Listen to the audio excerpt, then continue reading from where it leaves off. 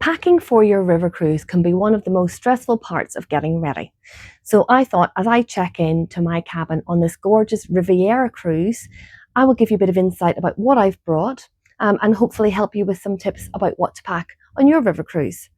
I think the first thing to say is that less is more, and that we usually try and explain to people that it's best to bring the bare essentials, not to bring loads and loads of luggage, not least because you don't have masses of space to store lots of suitcases in your cabin.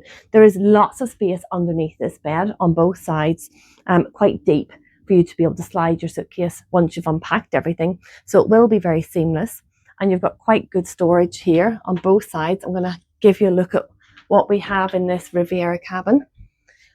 Full length hanging on this side, with some trouser hangers also, and then on this side we have shorter hanging. There's an umbrella there for any potential rainy days. You've got sections, pigeons holes here that you can pop your clothes away, and then also some very handy robes up at the top. So say for example you're planning on using the pool on board, don't forget to pack your swimming costume, use the robe. Maybe you want to bring your own slippers. Sometimes river cruise providers will give you some slippers for on board, but otherwise maybe you want to bring your own, or flip-flops, something like that.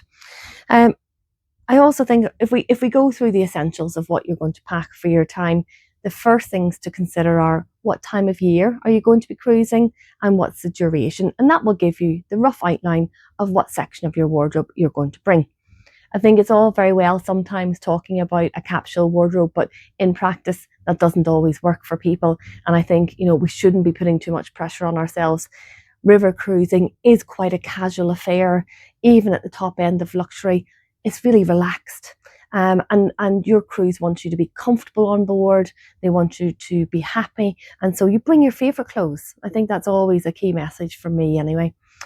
So in terms of sort of short sleeve, long sleeve tops, I always think about layering up for river cruise, so that if you have a brighter day or a duller day, that you can really just adjust your clothing to suit both shorts and also long trousers, again, depending on the time of year. You will also, opt for natural fibres. I think that's a really good tip, so that, you're cool when it's warmer and yet they keep you warm when it is a bit cooler. So they're very versatile, and great tips for packing there. Think about your itinerary and the excursions that you will go on, and that will also help you to pick the right type of clothing to wear. If you're on a river cruise itinerary that includes a lot of hiking or biking, obviously it'll be optional, you don't have to go, but if you would like to take that active type of holiday, then you want to bring your sports clothing, your trainers, things that you don't mind doing a bit of distance in.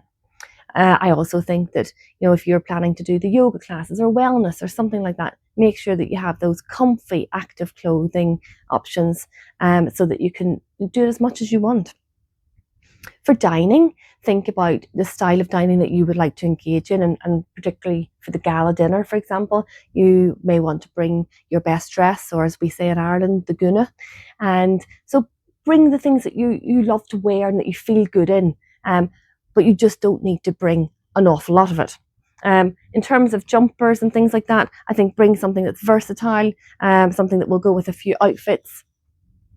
I have a lovely dress here for our gala dinner, so I'll hang that up, make sure it's not creased.